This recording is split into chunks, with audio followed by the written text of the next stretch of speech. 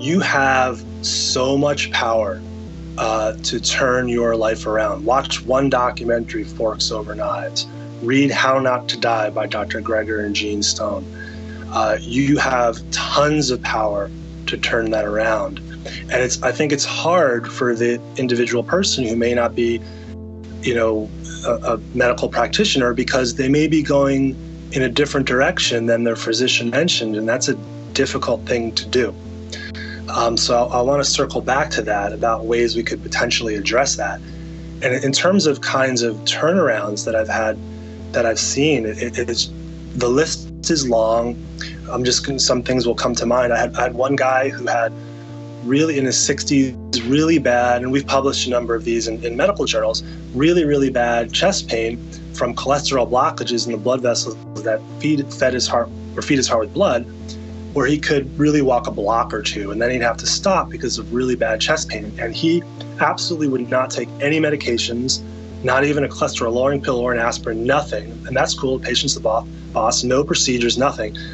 And he went plant-based. And so fast forward 3 months, he's walking for about 20 minutes on a treadmill. Fast forward a year, he's jogging for 2 miles. Wow. Fast forward about a year and a half, or just a little more, he jogs now 4 to 5 miles and stops because he gets bored. The only thing that changed was how he ate. This is episode 31 of the Ownstream podcast with Dr. Robert Ostfeld.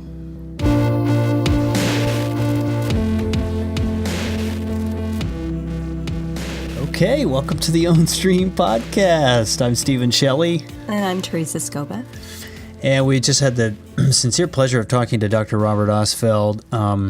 Dr. Ostfeld is a cardiologist highly decorated in terms of his education. He works at the Montefiore Hospital up in the Bronx and has begun a cardiac wellness program there, which is nothing short of, at least in my view, revolutionary. In the midst of a location in New York City. I don't know if you've been to New York City, but the Bronx is not a place where there's a lot of healthy food options, or at least they don't predominate like they might in some areas of Manhattan and Brooklyn, and certainly in other cities too. But the Bronx is a kind of an amazing place to be doing that program, where he's essentially helping people treat and reverse heart disease using the whole foods plant-based diet. So here's a man who's a certified MD who is validating to us one of the most important transformations within the kind of broader consciousness in society that there is known, and that is the whole food plant-based diet. Yeah, we had an hour for this interview, and I thought he really packed in so much information that I just thought this could be life-changing to so many people I personally know and beyond.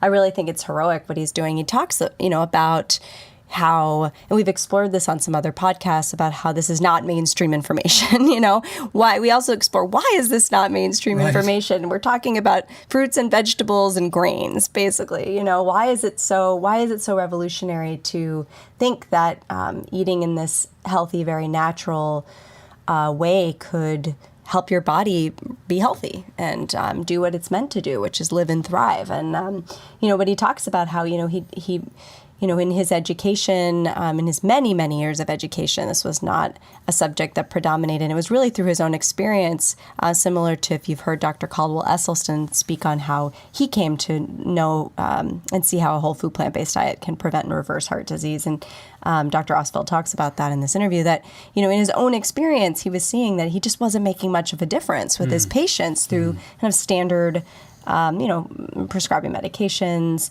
other kind of procedures, that in terms of heart health and long-term living, he wasn't making much of a difference. And so he's created this, revolutionary cardiac wellness program at Montefiore, where he works to help patients adopt a plant-based diet, and whatever degree they're willing to do is probably an improvement on what they currently do to be, being flagged for heart health, So he talks about how he doesn't want the perfect to be the enemy of the good. If they'll eat 70, 80% plant-based, that's great, and the radical changes he's seen in people's health and ability to function and walk and thrive and, live many more years to experience their lives with their family, things that we really want. And he also talks about how much power we have over our own health, which is not like the mainstream narrative. The mainstream narrative is that, be afraid of these chronic diseases, that heart disease is the number one cause of death for men and women in this country. And,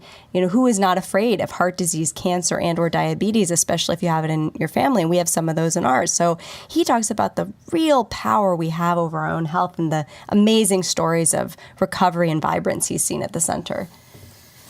Yeah, there's some really cool stories. I think the quote, you've just heard this quote, or kind of intro quote, will be one of those stories because they're just cut and dry. There it is. There's a clear example of somebody who was a certain way, did one very specific thing, and achieved remarkable results. And for him, it started with the China study. And the China study and everything that has come from that has been maligned in various ways, though none of which are to us legit or substantive.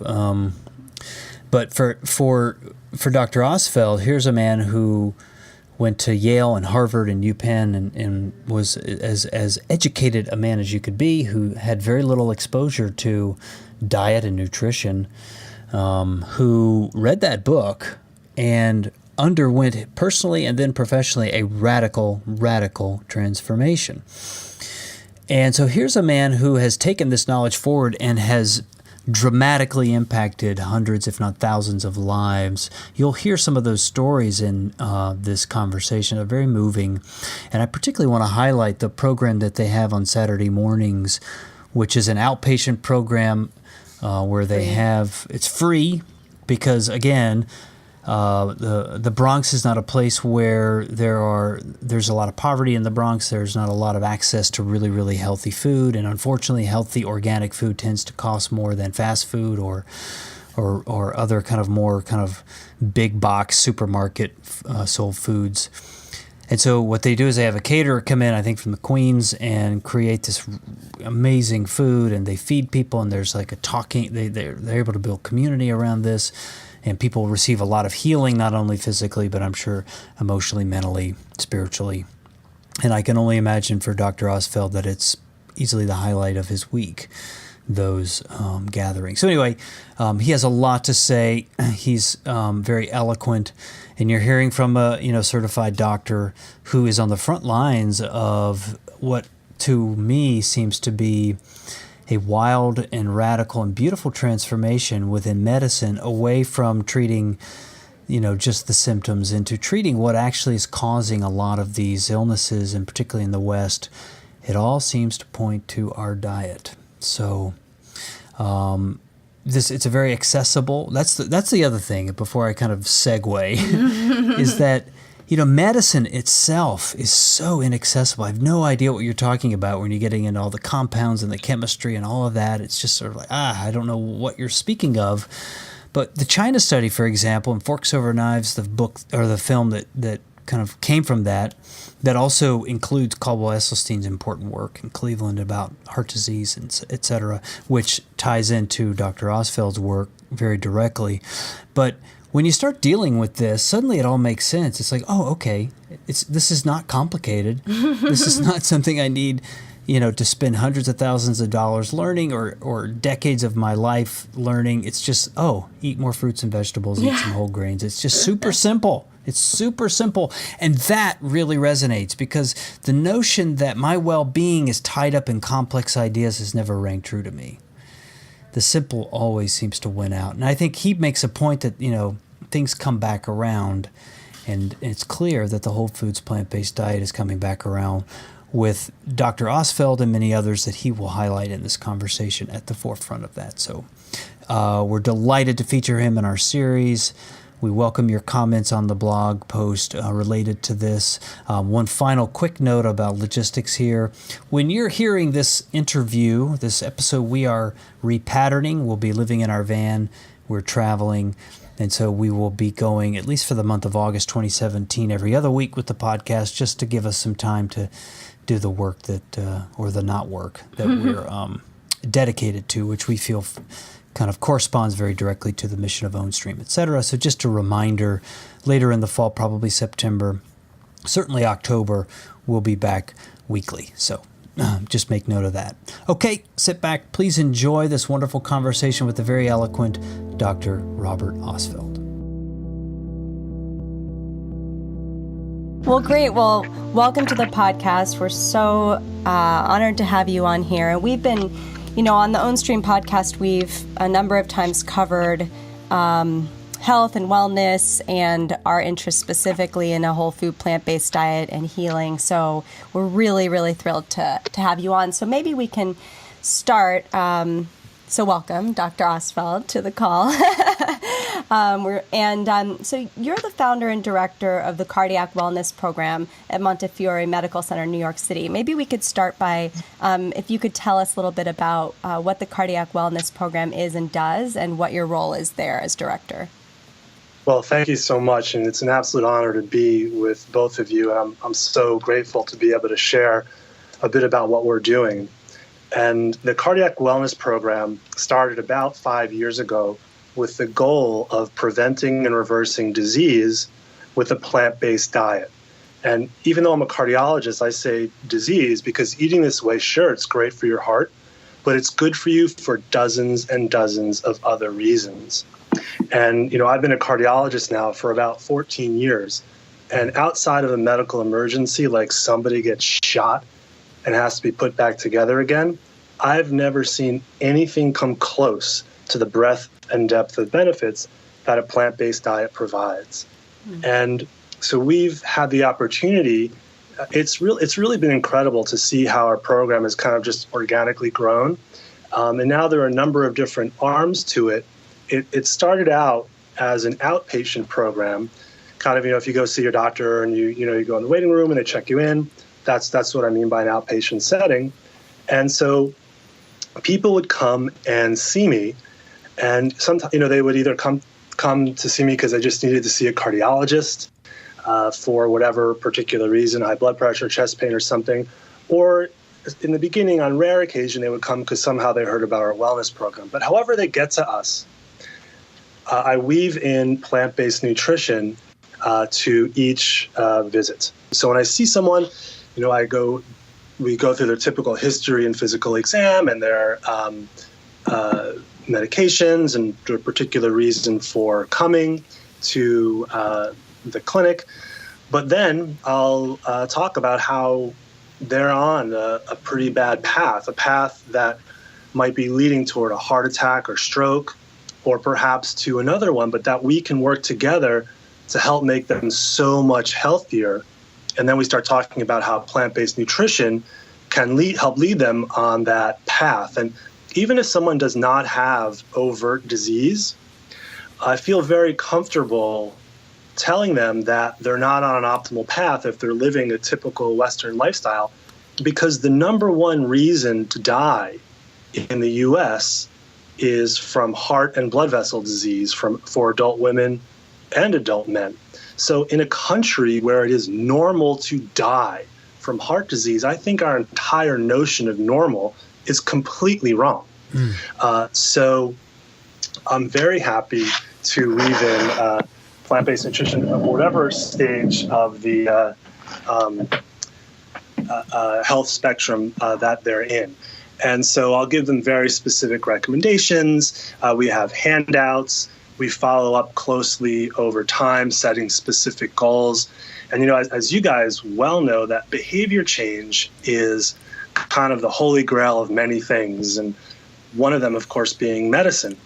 And if you or your listeners know a really awesome way to help people change their behavior, please let me know.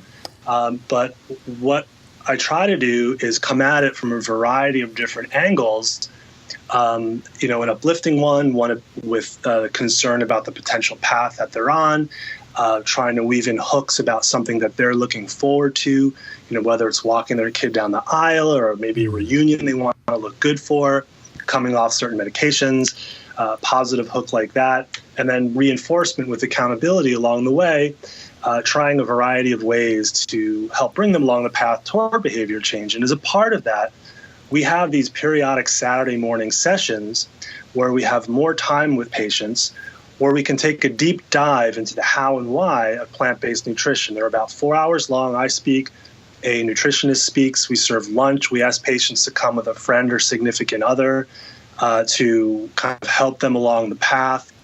And, where I work here in the Bronx, there's a very large indigent patient population. About 85% of the people in the Bronx who come to the Montefiore healthcare system are on some degree of public support. And so for our Saturday morning session, we don't charge for it. I fund it all through donations. I want to democratize this information as much as possible, because even if we charge $5 for it, that may be a rate limiting step for some of our patients. So I want to get this information out there as much as possible. And so that's a very important component for our program, because of course we have much more time in those Saturday morning sessions than we would in a typical patient visit. So the outpatient arm has just been amazing, and I get to see some of the most incredible health turnarounds I've ever seen. People avoiding bypass surgery, avoiding stents, coming off multiple medications, feeling so much better, like literally crying in our office because they feel so much better than they ever have. And so there's that arm. Then there is an inpatient arm to the program as well. And that's like if someone's admitted to the hospital. And so that's about a year or so old. And it became clear pretty quickly that we needed something like that. I would go round in the hospital and go see someone maybe after they had a stent put in or for whatever reason they're in the hospital. And I would bring up plant-based nutrition. And we would talk about it, and then I would leave, and then 5 minutes later, dinner would get served. Yeah, right. And it's chicken. Yeah, yeah. And I'm totally undercut. And so I'm like, all right, well, so thought we've got to do something about that. So we created plant-based meals for inpatients. And so now, as throughout the Montefiore system, Montefiore is a huge system. It employs well over 40,000 people. There's 11 hospitals or rehab places. They keep buying things, so I don't actually remember exactly how many, but it's somewhere around 11. For right now at 5 of the hospitals, so over 2,000 patient beds, you can order plant-based meals for inpatients. So that's awesome. But that's not enough. We need an educational arm as well. So we worked very closely with the Forks Over Knives team, and they're just fantastic. Cool.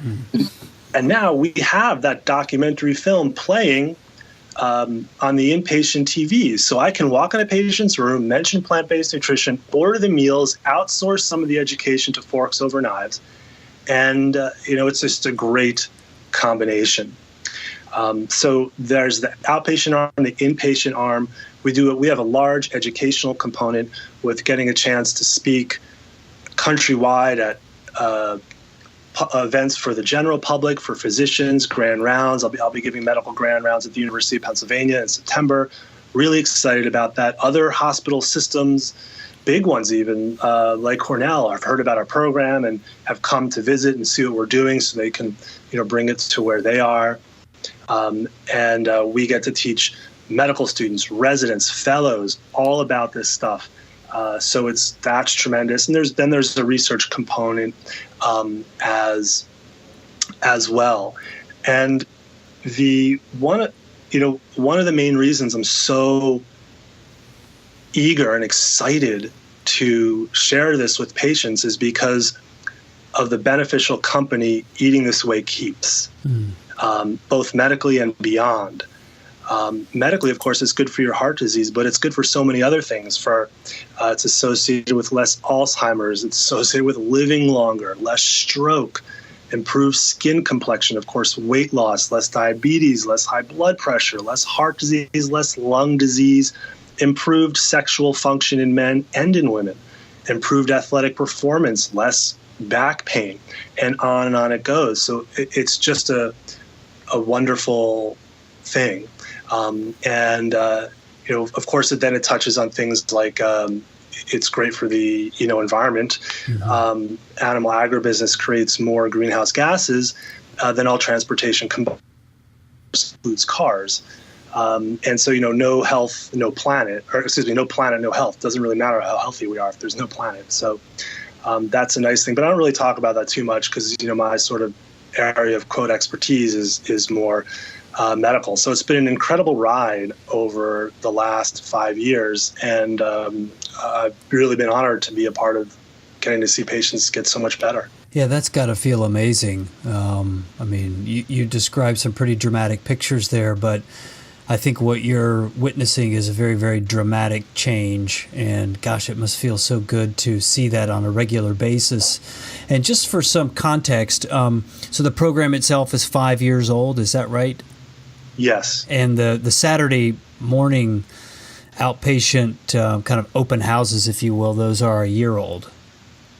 Oh, I'm sorry. The outpatient, those are also about 5 years old. I see. Okay. It's the inpatient arm where we have the meals. That's about a year old. That's a year old. Okay, cool. And so I guess, so in looking at your, kind of where you came from in terms of your educational path, it's quite decorative. We have UPenn, we've got Yale School of Medicine, Harvard. There's no shortage of impressive institutions there, and I don't know what you were taught in school, but there had to be some kind of realization or something in you that realized, like, okay, wait a second, a lot of this seems to point back to diet. Talk about that kind of awareness arising in you and what you began to do about it. Well, thank you. That's very generous. Thank you very much. And I guess it's sort of been a lifelong path with the various sort of sentinel events, if you will. When I was a kid, I had two brothers die from an incurable disease. So ever since then, I've been moving in a direction toward health. And, one thing led to another. I became a cardiologist. But I learned very, very little about nutrition, about specific dietary patterns during all of my medical training, which is, 4 years of med school. Well, there's college, of course, but 4 years of medical school, 3 years of residency, 4 years of cardiology fellowship. If you had told me at the end of my medical training that plant-based nutrition was great, I frankly would have thought that was weird. Like I didn't know anything about it. I just kind of knew that a Mediterranean style diet was good. I couldn't quite define what it was. And so with all of that, I went down to Montefiore to begin to work. And I did all the things I was trained to do, guideline-based medications and, procedures and stuff. And people got a little bit better, but not a lot. And the inevitable path to more and more disease, another stent, bypass surgery, heart attack, it just never seemed to stop. And I'm like, what am I doing? I didn't go into medicine to get people a little bit better here or there. And it didn't seem to ring true with, I don't mean this to sound corny, but with the legacy of my brothers, so I'm like, that's not why I really went into this stuff. And so I remember sitting there, it was one Sunday morning, I was on call for the weekend. It was a really nice Sunday, and I'm kind of feeling a little sorry for myself being in the hospital, some nice Sunday morning. But at any rate, I'm rounding on this patient, and they had come in with a big heart attack, 3 a.m, and the interventional guys, had saved this person's life. They put in a stent, and that's great. But it was struck me that it seemed like the only people who were really, really saving someone were people who, in my division, my cardiology division, were the people doing those stents at 3 a.m. And I'm like, there has to be a better way. There has to be a different way. And so, a week or two later, and I'm getting disillusioned, someone hands me this book called the China Study, written by Drs. Campbell. And, and so being a myopic cardiologist, I go right to the heart section. And there's this like a chapter about heart disease, and they talk all about how plant-based nutrition can be really, really helpful for heart disease. And I'm like, wow, this makes a lot of sense. Right. And then I learned more and more about it, and I was really taken by it. And that's how, the ball got rolling for me to really change. So it was kind of a confluence of wanting to do better for patients, feeling like there had to be something more, because even though I thought I was doing, the most cutting edge, advanced stuff to help protect people, it never stopped the tide. And so, but now, in retrospect, not only does plant-based nutrition stop the tide, in some cases it actually reverses disease, which is amazing. And this was not happening before. So it totally rejuvenated me as a doc. The China study was so pivotal in our own personal lives as well. I remember I've been leaning in this direction for a long time in terms of whole food, plant-based, but I was, quite a heavy dairy eating vegetarian still at the time. And I remember I was at a wedding eating some wedding cake, and a friend of mine was he just was shining, glowing. And he said, you got to read the China study, because we were just having a conversation about plants while we were watching other people dance and eat cake. And anyway, it was so pivotal. And Stephen and I watched Forks Over Knives shortly after that, and we changed our own diet while we have watched since then, 6-7 years ago, I've watched all of our family members have chronic Western disease results from their own standard diets, standard American diet. So we're curious about, how did this discovery sort of change your diet? And then what did you do next? Yeah. So well, personally, it changed my diet 180 degrees. I thought I was eating a healthy Western diet, and those two terms don't belong in the same paragraph. Right. So, and then I figured if I'm going to talk the talk, I have to walk the walk, otherwise I'm hypocritical. But then I'm like, well, I also wouldn't be able to help my patients as much because, I wouldn't know about the various trials and tribulations that come up with this kind of lifestyle change, because it's out of the box for the general population. So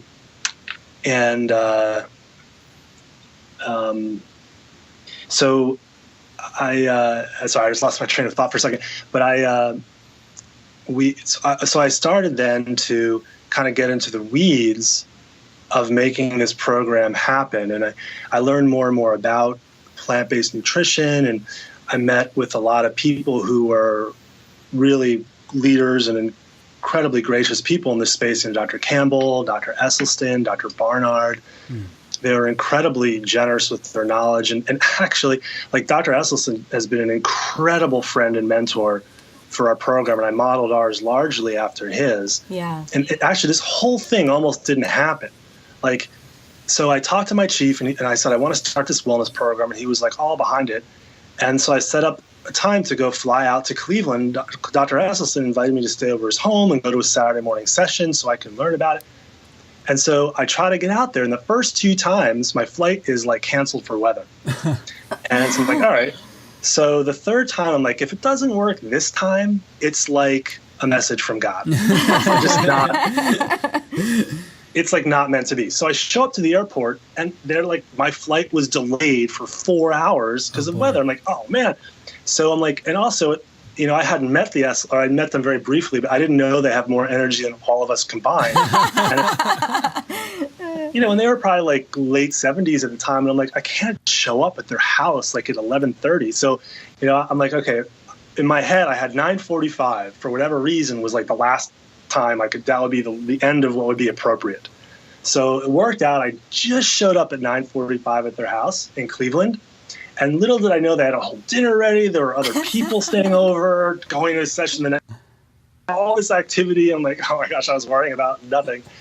And then it went to be. And so, I changed my diet completely as well, because I knew about, as I was learning more about the nuts and bolts of it, I learned about the health aspect of it. And I'm like, well, why wouldn't I want that for myself, my family, my friends as well? So that's kind of how it came to be.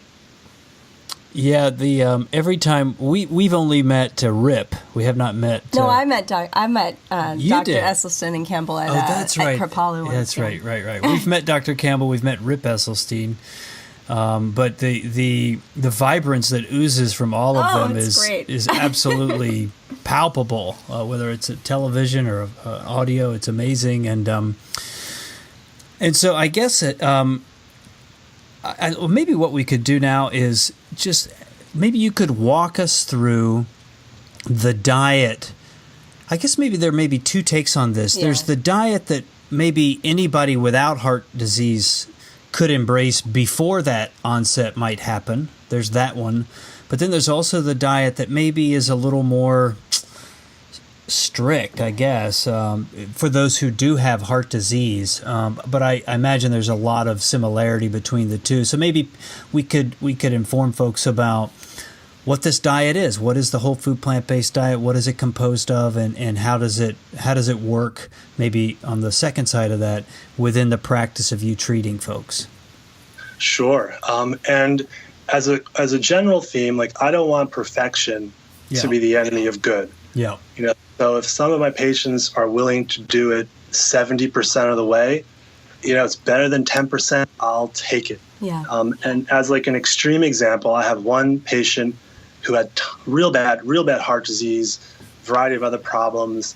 He went plant-based, and now he rides his bike like for 2 hours a day. It's like fantastic, but his family would kind of like make fun of him for eating this way. And so the way they worked it out is, like, once a month he has a cheat meal, like a giant pastrami sandwich. And so they all like look forward to this sort of cheat meal, and they rally around it, and that's how they come to a good balance. So I don't want perfection to be the enemy of good. And so in a big picture sense, when I meet with a patient, I have handouts that go through this. And when I take a dive into the diet, I basically say, I want you to eat plants and not animals.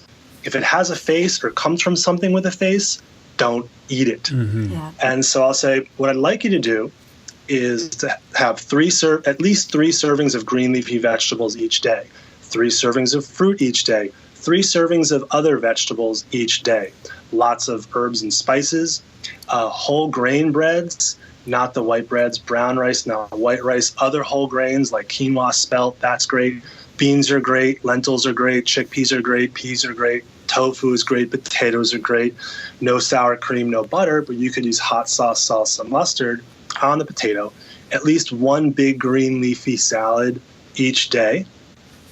And I ask them to avoid the junk food like cookies, chips, cakes, candy, and avoiding animal products. And I'll say chicken is not your friend, turkey is not your friend, dairy products are not your friend.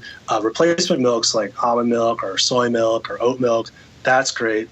And then I'll recommend that patients avoid eggs, and I guess cheese and yogurt are part of dairy products as well. And I'll go through that again. I'll give them a handout. And so that's, how I encourage them to eat. And I have in my handout like 3 different levels. Level 1 being the quote healthiest level. One thing I should say is if people do start to eat this way, it's incredibly nutrient dense. It's much more nutrient dense than a standard Western diet, but the one nutrient it is missing is vitamin B12, B as in boy 12, and that's because B12 lives in the soil, and we now that we wash our vegetables and fruits so much, we don't get it. And it's not like it's some emergency. You have to go rush to the store and get B12. Your body typically has a store of 2 to 3 years of B12. So, but I do ask my patients to start with taking 500 micrograms of B12 3 times a week. I check levels and go from there. But the 3 levels, that would be the healthiest one. And then my other 2 have, I'll liberalize things with fish and egg whites.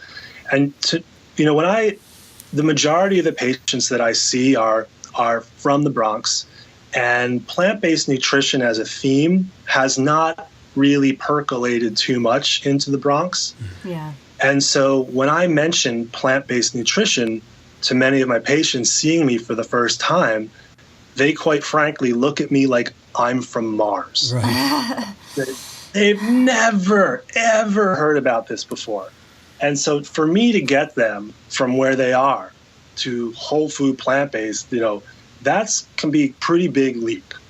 And so I have these different levels where we will have some fish and some egg whites and try to, bring them along the path. And so, if someone so in terms of the spectrum of disease that someone has, like if they have really advanced disease, like now I have patients come to me because they know about our program and maybe they want to avoid bypass surgery or something. And, I'll some patients and we'll recommend 6 servings of green leafy vegetables a day for, my patients who literally will get chest pain walking 4 or 5 steps, but for whatever reason, absolutely do not want to have a procedure done.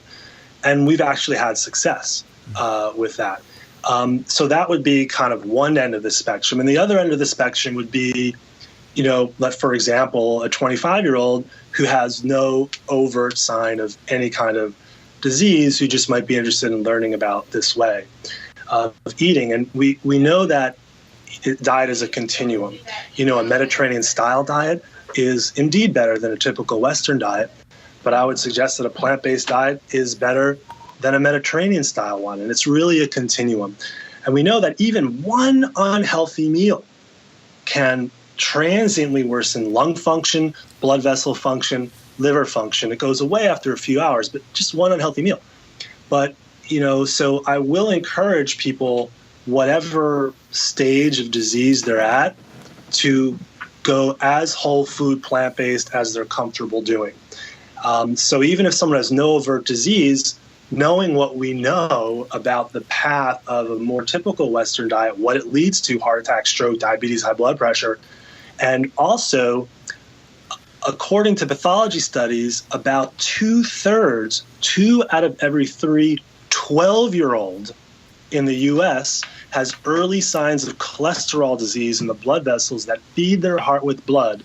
I have absolutely no problem encouraging an otherwise perfectly healthy-looking 25-year-old to go fully plant-based. But I'll take, whatever they're willing to do. And anecdotally speaking, for my patients who have some kind of overt problem like high blood pressure, high cholesterol, something, when people go they tell me more than 50% whole food plant-based is when I really start to see meaningful turnarounds, like starting to come off medications and various things improving.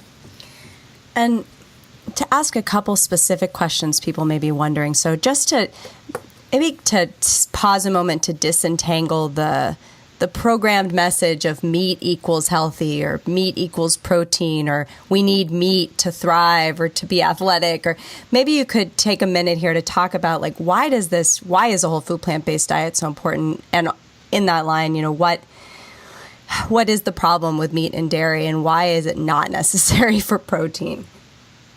Yeah, those are terrific questions.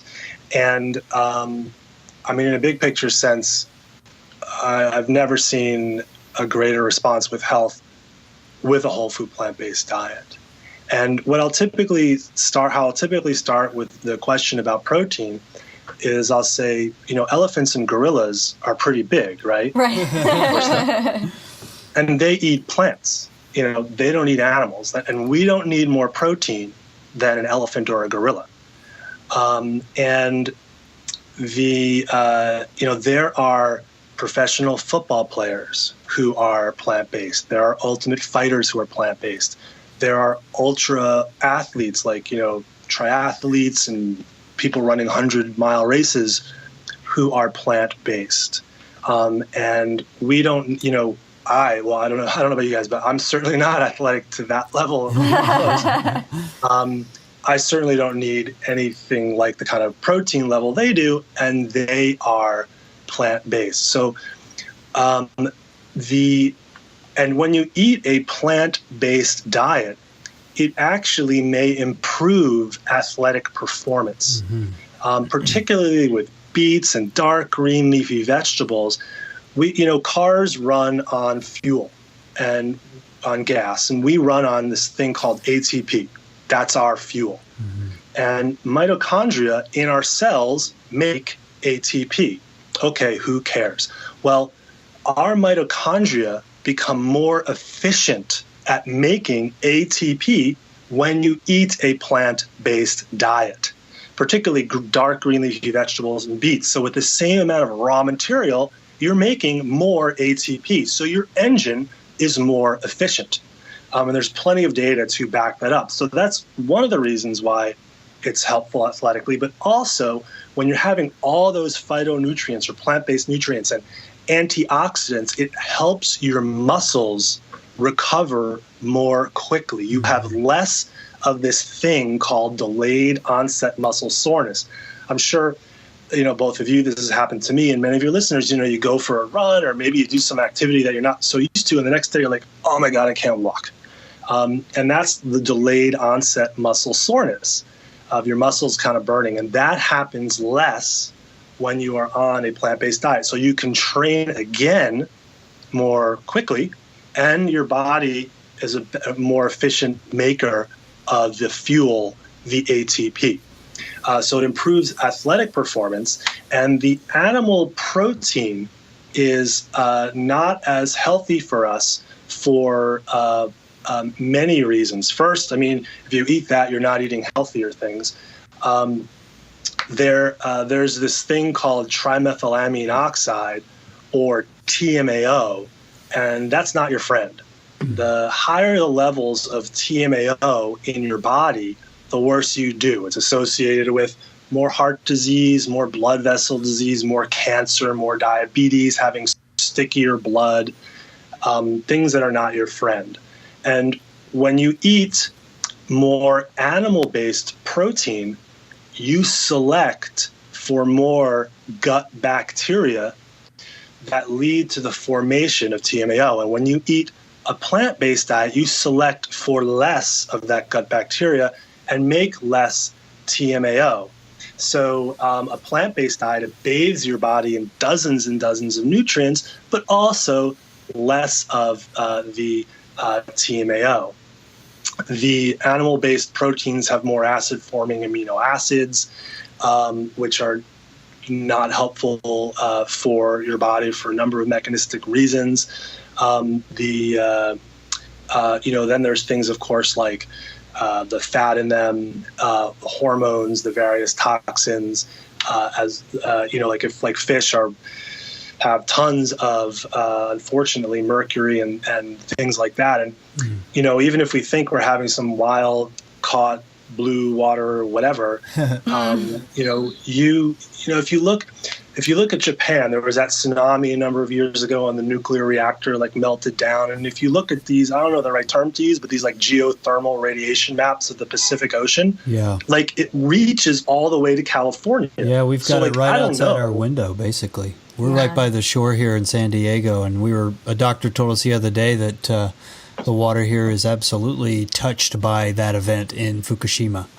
So, well, sorry to be a reminder of that, but I am jealous of where you are. No sympathy, I get it. Okay. Well, and so I don't honestly know that you can get perfectly clean, non-various toxin-filled fish. And one of the reasons they say fish is healthy is because it has omega-3 fats, and that's important. We need those, but they don't make them. The fish have them because they eat plants. Yeah, and they're just they're the middleman. Just get rid of the middleman. Right. So I encourage my patients to eat 2 heaping tablespoons of hemp seeds, chia seeds, or flaxseed meal, and that can lead to the formation of omega-3s. So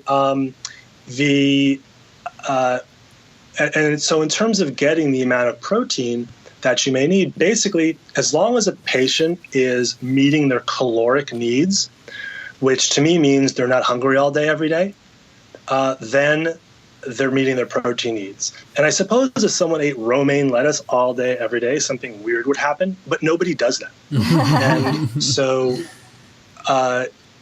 so I don't, we don't count anything. I don't count calories. I don't count protein.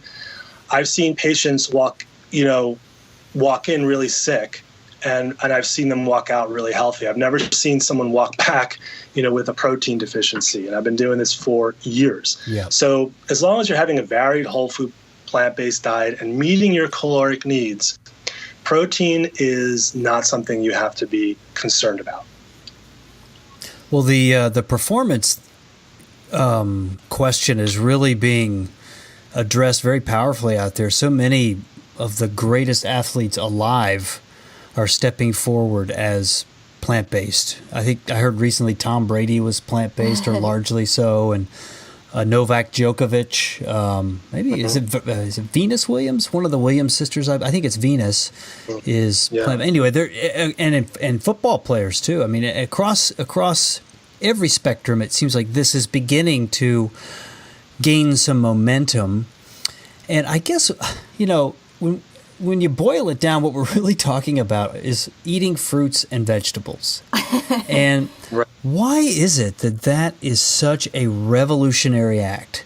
Why is it that we have kind of gone into some other diet that seems so unhealthy, so manufactured, a lot of fake food, I mean, the Bronx, food. We lived in New York City for decade. I mean, Stephen lived there 20 years and I lived there 15 years. And, we lived in Brooklyn most of that time. But, there are parts of Brooklyn that are very similar to parts of the Bronx and some that aren't. And where, we had a vegan restaurant next door to us, but we know what you're talking about. I mean, it is not, I wonder about the Bronx and thinking about, that's a tough place for. I call them food deserts. Food deserts, where there's fast food restaurants on every corner, right? Yeah. But finding a plant-based restaurant, I imagine, is hard. So anyway, I interrupted your question. Well, I think the question is why?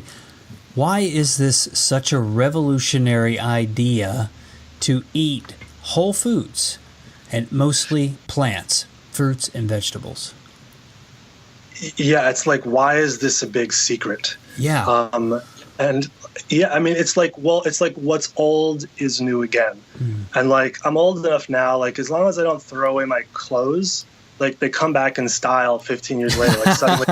And so and it's like, if you look at these cultures that have maintained their more traditional way of living, but it's even changing there because the long arm of Western society just keeps growing. But in Okinawa, the various blue zones, in parts of Costa Rica and Loma Linda, California, with the Seventh-day Adventists. And actually, there was this really interesting study that was published in the journal Lancet maybe 3-4 months ago. It got a lot of press attention. It was the most healthy population ever studied in relation to heart disease. And they had very detailed analysis. They had CAT scans of the patient's heart, so they really could tell if there was heart disease, not just risk factors. And this population had the lowest rate of heart disease ever recorded. And compared to a typical person in the U.S., their rate of heart disease by 25 years. Jeez. And what they did is they were an indigenous population in Bolivia. And what they did is 72% of their calories were carbs, like complex carbs, like roots and tubers and things. 14% was fat, and 14% was animal protein. And it was really wild game, they're catching monkeys. That's what they did. And they had the lowest rate of heart disease ever recorded in the medical literature. And in that study, about 4 of the 700 or so people had elevated blood sugar. And 72% of their calories were from complex carbs. So, and only about 4 of the 700 had high blood glucose, high blood sugar. So I'm kind of getting a little tired of hearing about how fruits are causing diabetes, but because they're not. But so, it's like what's old is new again. I think it's a great question, a complex one. I wish I even had the best answer to it. I think it's multifactorial. I think there's of course, marketing. There's not a lot of money in broccoli. There's money in other processed food items, and there are scientists who literally work on making these processed foods tastier and tastier, and even to be addictive. And so it's hard to break away from that. The medical educational system does not stress nutrition education, which is really unfortunate. I think a real blight against us. And times are changing, but and so I went through all my training. I barely knew anything about nutrition, and I had the chance to train with amazing, amazing people. But so docs are subject to the same messages as everybody else. One day it's the low this diet, or the low that diet, or that upside down diet, or whatever it is. Yeah. And that's on the cover of this magazine or that magazine. And docs get the same messages, and they get all confused, and they throw their hands up in the air. And people like to hear data or information that reinforces the lifestyle that they're already doing or what they want to do, which may not necessarily be healthy, but just, gives them some kind of cloak of, what I'm doing is reasonable. So there's not a lot of money in broccoli. There's not a lot of education around that in the medical system. There's a lot of misinformation out there to the point where people, and I could, as a doc, I get overwhelmed, and I could see why, someone was busy with a family, with their job. They just throw their hands up in the air. They're like, well, they don't know what the heck is healthy for us, so I'm just going to do what I want. And you could certainly see why they do that. And that kind of messaging plays into the hands of people who have an ulterior motive of selling you, something that may not be so healthy. And I should just say, I've got no ulterior motive. I don't have a book. I don't have a product to sell you. I just want my patients to get better. And so, and if it turns out that Woody Allen's right, and it turns out that fried chicken is the way to go, then I'll recommend my patients eat that. But that's not the way it is. And there's nothing to indicate that that's the way it is. But I just am saying that as sort of a ridiculous example, just to highlight where I'm coming from. So I think it's multifactorial, but, it's also kind of hard, politically speaking, it's hard to get through an Iowa primary as a vegan. So there are a variety of forces that are kind of keeping the status quo alive. But even in the 5 years that I've been involved with this, I've seen such incredible momentum pushing back the other way, with incredible celebrities talking about it, like Beyonce and amazing athletes, and documentary films coming out, Forks Over Knives, What the Health, and Game Changers coming out soon. Things shifting to some degree in medical education. I've had a great opportunity to be a part of that here at Einstein, the medical school that I work with. So actually a former president of the American College of Cardiology, which in my myopic world is a big deal. That's a big platform for us. This guy, Dr. Kim Williams, he's plant-based, and he was the president of the ACC for a year, and he recommends that to his patients. So it helped get the word out much more widely within cardiology circles, which is just amazing. So it's a real vexing issue. I think it's multifactorial, but it seems like there's lots of grassroots changes happening, in part because of exactly what you guys are doing, like getting this message out there, which is just so important. And this is going to sound melodramatic, but I honestly think it'll save the world. Mm-hmm. But that's one thing. And like I touched on before, the impact on global warming, climate change, no planet, no health. So that's what I mean by saving the world. And there's plenty of studies, of course, to back up what I'm saying in that regard about the impact of a plant-based diet on greenhouse gases and global warming. So I think there's tons of reason for optimism, but we need people just like you both to help keep the pedal down on the accelerator, pedal to the metal, with our electric car, moving this thing. Oh, thank you.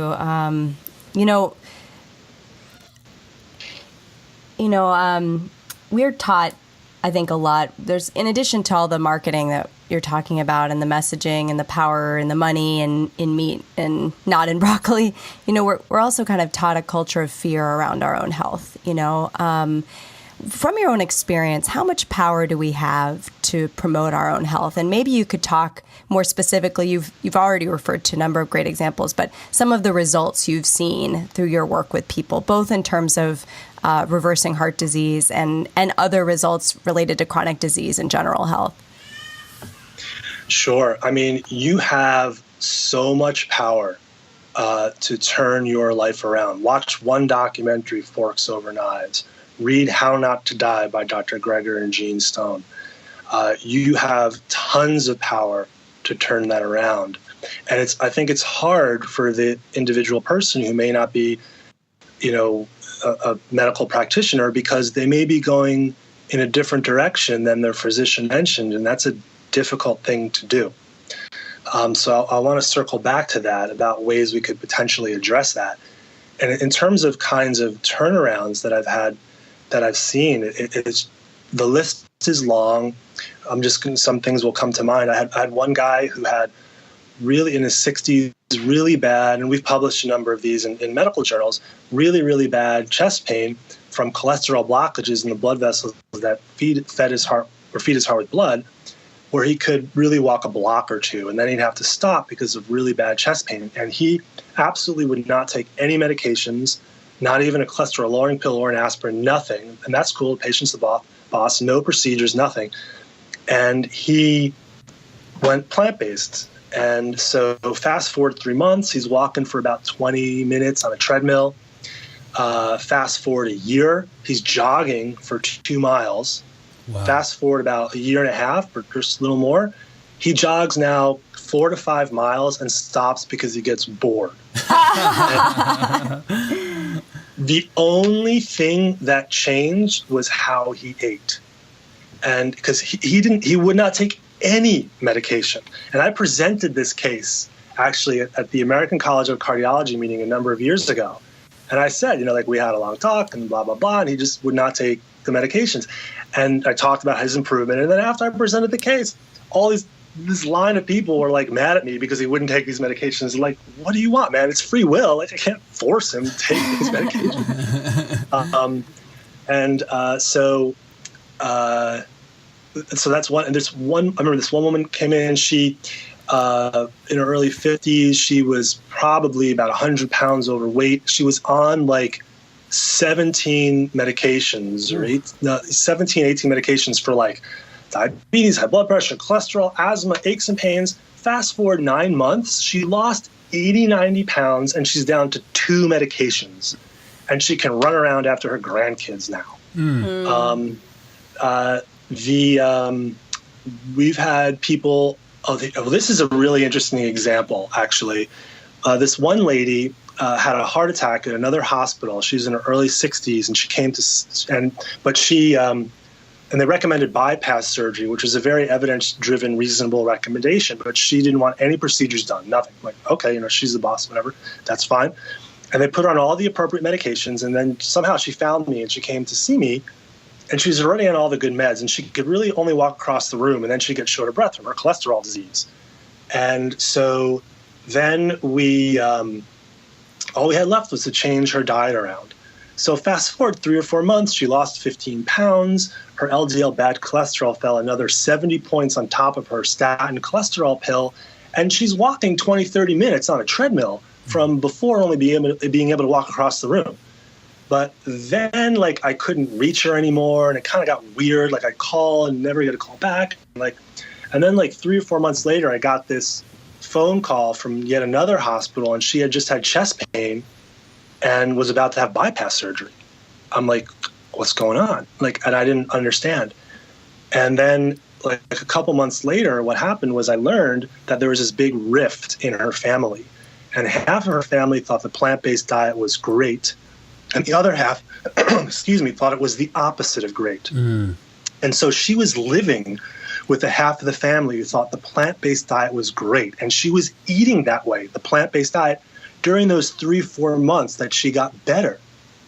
But then she moved to live with the half of the family who thought the plant-based diet was the opposite of great.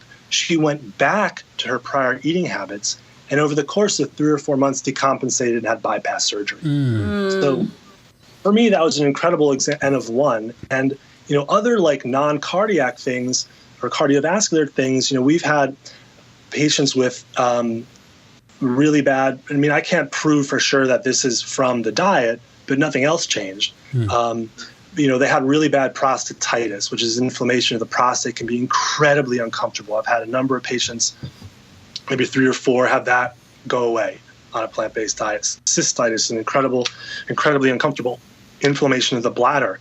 I've had that go away from a couple of patients. It's extremely common for various skin issues to improve, like someone's had a little rash or this or that on their skin for a while, years, and that just goes away. Not always, of course, but this is extremely common. Various aches and pains, joint aches, pains, those improve. That's incredibly common. And I'm just trying to think off the top of my head. The things that I typically hear very quickly within 1 or 2 weeks of someone starting to live this way is their clothes feel looser, they sleep better, they have better mental clarity. And then right around the time I get a call because they feel dizzy or lightheaded. And the reason for that is because they're eating so much better or making their blood vessels so much healthier that their blood pressure is falling and they don't need their blood pressure pills anymore. So we start to pull those off. They're getting so pressure pills are actually making their blood pressure too low. And that's sort of that's the typical beginning. And so those are some examples of patients who've gotten better. My record for the bad cholesterol falling, the LDL, is about 120 points just from diet alone. Wow. Yeah, that was. Cool. I think it's total. Yeah, it was. I'm like, dude, were you like bathing in bacon? Like, what were you doing? Oh man. But it's tough when you have to confront your doc. Like if I went to go see like a lawyer or something, like I wouldn't be like whatever you say, pretty much. That sounds reasonable. Like I don't know the law, and so it's a similarly a difficult hurdle for when a non-medical person goes and sees a doctor. How do you discuss these things? So the way I recommend patients doing it is you try to make it the doctor's decision, even if it's your own. I guess, a little bit of manipulation, if you will. But, you can say like, oh, Dr. So-and-so, I heard about this eating pattern, this dietary pattern. I'm really curious about what you think. And then I encourage them to hand them maybe Dr. Esselstyn's study that was published in the Journal of Family Practice, and I think it was 2014 with 200 patients. He has a great editorial in the American Journal of Cardiology. We just published in the Journal of Geriatric Cardiology about 10 articles it's a theme issue all about plant-based nutrition and cardiovascular health. But the doc isn't going to want to read 10 articles. So like, Esselstyn's editorial or maybe 1 or 2 articles from our Journal of Geriatric Cardiology thing. These are all, academic journals, so they're kind of up the doctor's alley, or maybe encourage them to watch Forks Over Knives, but be like, I really love to know what you think about this. This is something I saw. I think it's really impressive. I'd love to know what you think. And, if the doctor is a reasonable person, they'll look at it and think about it. And if they dismiss it outright, that's not a good sign of them as a critical thinker. And I would that would be something that if I was going to see a lawyer and they dismiss something kind of quite reasonable outright, like I as a consumer would be like, that's a little weird. As a consumer of medicine, I think that's something that the lay person should also keep in mind. So you try to make it the doctor's decision, educate them in a gentle way, empower the doc, and hopefully they come around. But if you don't, there's these websites, there's plantbaseddocs.com or the Plantrition Project.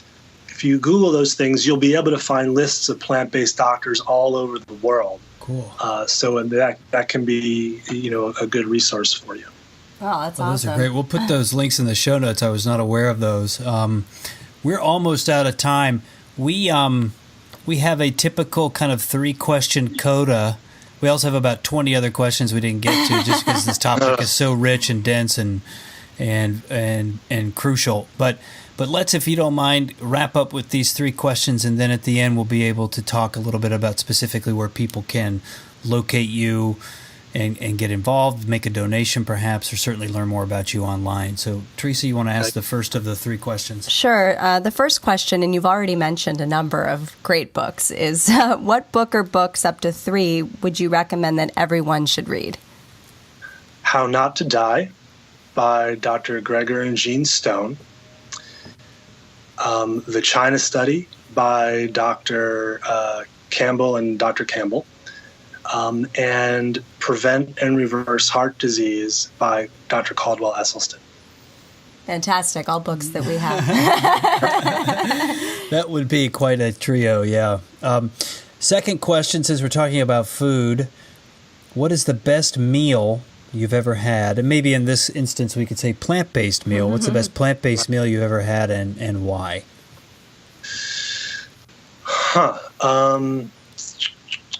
I honestly, I don't mean this to sound like somewhat self-promoting, but the best plant-based meal I've had is at our Saturday morning wellness sessions. And we have this caterer called Tasty Vegan. They're based in Queens, New York, and they're amazing. They love our program, and they're totally, of a similar mindset. And we've worked with them, and they have quote pizza, lasagna, a chickpea cauliflower stew, and my favorite meal, honestly, is those Saturday mornings, the chickpea cauliflower potato stew. That's actually based on recipes from Dr. Esselstyn's book, Prevent and Reverse Heart Disease. They just modified it to maybe bring out some more flavors. But the modifications they did, it's just off the charts. And after everyone else is done eating, and because the nutritionist speaks right after lunch, I'll go back into the room and literally have 2 or 3 heaping platefuls, while she's speaking. So that's my favorite. That's my favorite meal. One of the cool things about plant-based food is that you can eat a lot of it if you really want to. It doesn't have the big downside that others do. But it fills you because it's got so much fiber, filling, yes. that you actually feel good, and you don't have to worry about counting calories as you basically mentioned. So the third question is, what have you learned in the last 30 days that you think every person should know? Well, there's this great new study that just came out. I'm not going to know all the details. I'm actually going to present on it tomorrow at the PCRM, Physicians Committee for Responsible Medicine Conference, so I'm going to be reading up on it tonight. But so this is an awesome prospective cohort study, and basically they got 450,000 people. This is based out of Harvard, and they followed them for many, many years. I forget exactly how long, 20, 30 years. They have maybe 4 or so million person years of follow-up. And that means if you follow me for 1 year, that's 1 person year of follow-up. Well, they have over 4 million person years of follow-up. And what they did is they had all these dietary questionnaires, and they divided people into different types of diet. So so first they had a Western diet and a plant-based diet. Not surprisingly, the plant-based diet did better. But then they took the plant-based diet and they divided it into an unhealthy plant-based diet and a healthy plant-based diet. The healthy one being more vegetables, fruits, whole grains, the unhealthy one being more white flour, processed stuff. You could think of it like a junk food vegan. Right. Because, you of course could, or there are various cookies that are vegan, but, no one's going to argue that that's healthy. So, and when you ate a healthy plant-based diet versus an unhealthy plant-based diet, the healthy plant-based diet, not surprisingly, did much better. And actually, the unhealthy plant-based diet did similarly poorly as a standard American diet. So we're talking lots of sugary white flour, that kind of stuff. So I thought that was, the devil with anything is in the details. And so that was, I thought, a really cool study. And what's the name of that study again? It's in the Journal of the American College of Cardiology. Dr. Walter Willett is one of the co-authors. It was published within the last week and a half. And I'm sorry, I don't think that there's an acronym associated with it. And it's based out of the Harvard School of Public Health. And I apologize, I don't remember the last name of the first author of it. It begins with an S. And so if you go on the Journal of the American College of Cardiology website, look at their journal within the last week and a half, the article will come up. I'll see if I can find that. That seems really interesting, something to share across our various channels. Well, we're out of time. Before we let you go, let us know kind of where you'd like people to connect with you online, learn more about what's coming up, maybe if there are any other kind of talking or appearances you'll be making, conferences, et cetera. I know you're pretty active, so let us know where people can track you that way. Well, thank you so much, and I'm really excited to be on the show and be a part of helping to spread the message. I'll be speaking at the Physicians Committee of Responsible Medicine conference tomorrow, and I'll be speaking at at the Chappaqua Library in New York City on September 10th, and I'll be giving medical grand rounds at the University of Pennsylvania on September 15th. We have our own conference, a preventive cardiology conference here that's open to everybody on October 27th, Friday, October 27th of this year. I'd love for y'all to come. I want to help spread the word as much as possible. We've kept the registration fee very, very low. And there'll be people you recognize speaking. Dr. Neil Barnard will be speaking. Dr. Kim Williams from the American College of Cardiology will be speaking. Dr. Caldwell Esselstyn will be speaking. And Dr. Paul Ridker of inflammation fame. So it's going to be an amazing conference, and I'd love for lots of people to come. And they can find out about it if you go www.mecme.org. That's M as in Mary, E as in Elizabeth, C as in Charlie, M as in Mary, E as in Elizabeth.org. And you just look up our conference. You'll be able to find it. It's a one-day thing.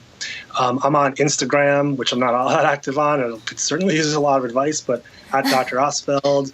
I'm on Twitter at Dr. Ostfeld, and I'm most active on Facebook. I think I'm Rob Ostfeld on Facebook. And finally, our wellness program, we do fund the whole thing through donations. They're all tax deductible. And we could really use the support. There's so many amazing ways that we can grow. And so it's if you go on to the Montefiore website, if you go to www.montefiore.org/cardiac wellness program, it's a really easy one to remember. www.montefiore.org/cardiac wellness program, and you click on that.